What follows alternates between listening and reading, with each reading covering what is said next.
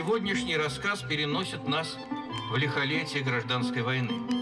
В те годы, когда молодой Петр Гаврилов вступил в ряды Красной Армии. Впервые в Альвидино историческая реконструкция гражданской войны. На родине героя Советского Союза Петра Гаврилова его история вступления в ряды Красной Армии. Он защитник Брестской крепости, герой Великой Отечественной. Как Петр Михайлович пришел к своим подвигам, рассказывают здесь.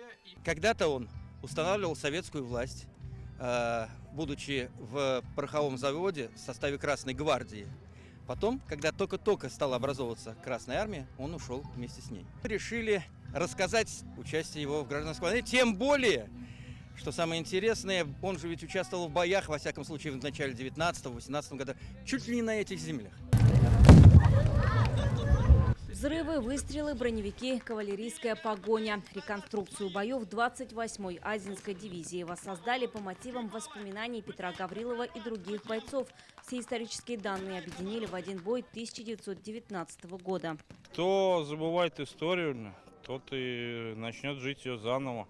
Не зная истории, будем делать ошибки такие же, которые были. Поэтому мы занимаемся историей, показываем ее, каких ошибок нужно избежать в будущем. Военно-историческую реконструкцию в Альвидино в этом году проводят уже в 5-й раз. Посмотреть ожившие уроки истории приезжают со всего Поволжья.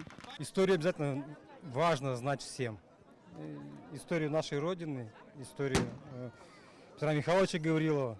Замечательная реконструкция. Каждый год проводит,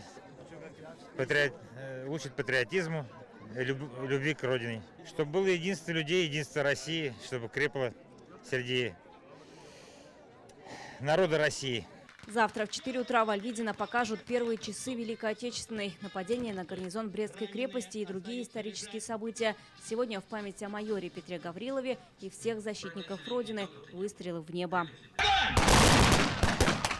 Вероника Гайнудинова, Игорь Романов, ТНВ, Пестричинский район.